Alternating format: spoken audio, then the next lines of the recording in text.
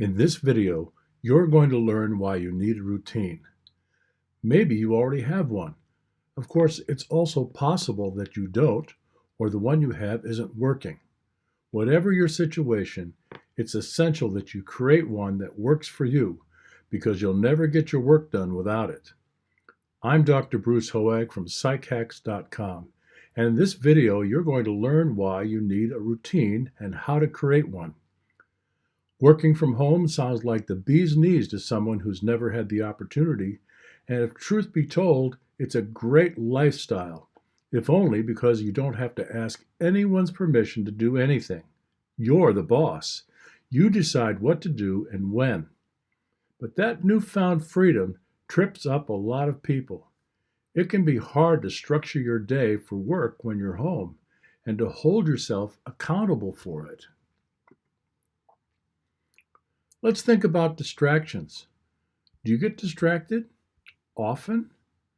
Do you find that when you finally finish the last cup of coffee and start to do your work that you don't really quite know what to do first or where to start?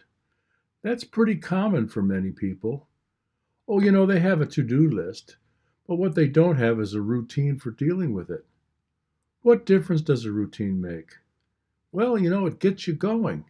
It shows you where to start, and starting is often the hardest thing to do. Routines are a bit like writing prompts. Writers can suffer from something known as writer's block. It's that experience you get when you're staring at a blank screen and don't know what to write first. Writing prompts are suggested scenarios, like this picture of a carnival. They're a partial story. They tell writers just enough to get the storyline juices going, and then it's up to the writer to finish the scene. You see, the very act of writing something helps writers to get started on their own writing, even if their story is completely different. There's a story about a hand water pump in a dry location that required a cup of water to get it going. The water acted as a kind of lubricant to make the handle easier to operate. The cup was always kept next to the pump, and it had a note that said that when you had pumped the water that you needed, to be sure that you filled the cup for the next person. When folks retire, they're often told to maintain their routine, to go to bed at the same time, to get up at the same time. That's because it will help them to have structure in their day. It'll get them going.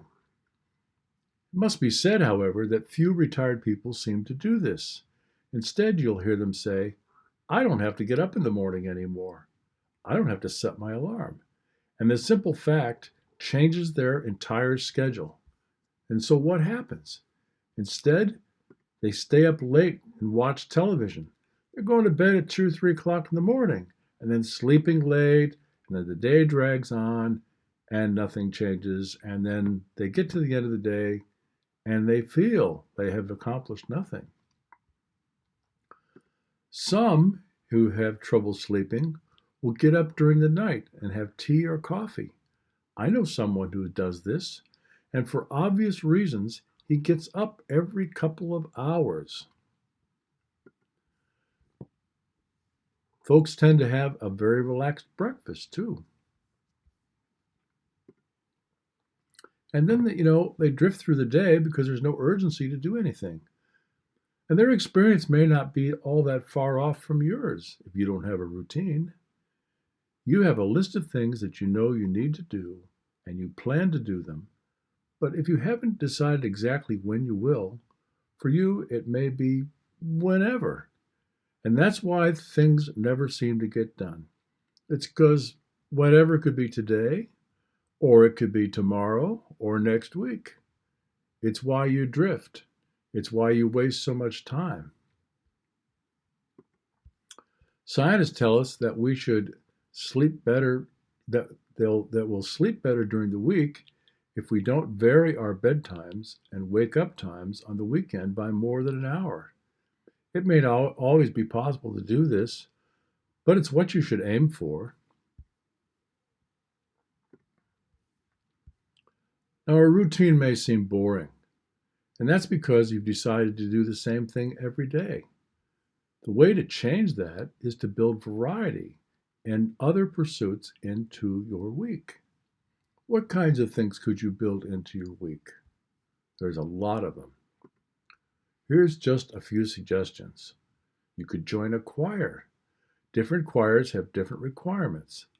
Last time I checked, the Phoenix Chorale, for instance, required its members to have a bachelor's and master's degree in music, submit recordings, a professional resume, and that was just to apply for an audition. Some others only require that you can read music. Others are just sing-alongs for people who, whether they can sing or not, just get together and have a good time.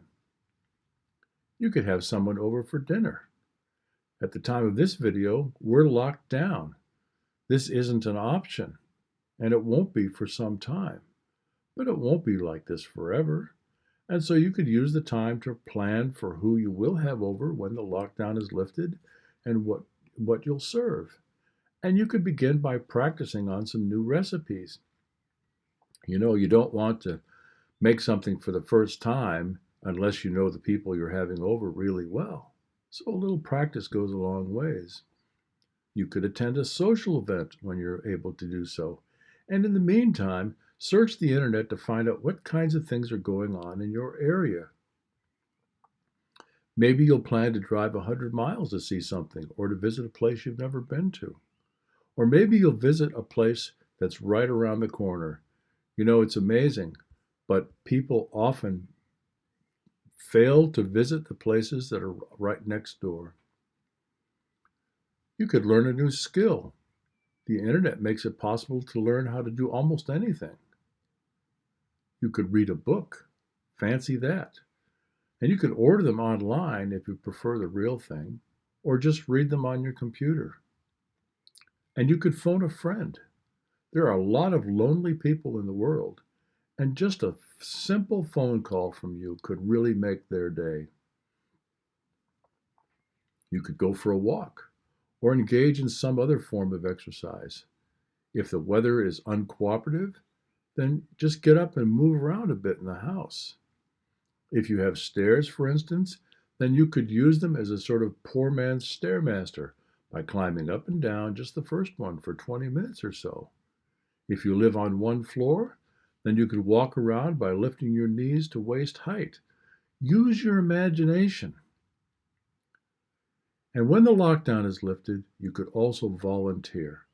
There are limitless opportunities to do this, and you don't necessarily have to go somewhere to do it. Many charities have things that you can do from home, including phone support for people who need help. Of course, if you can get out, then that would be better for your well-being. I haven't listed everything. There are other things that you could do too. But this gives you an idea of how you can build variety into your routine so that it doesn't become boring. And doing so will enable you to do things on your to-do list and still achieve some kind of work-life balance. And that's what you want, isn't it? So today's hack is to look at your to-do list and then to create a routine that will enable you to work through it. And then each day, follow that routine. You'll be amazed at how much you accomplish. If you enjoyed this video, then be sure to watch What's Your One Thing?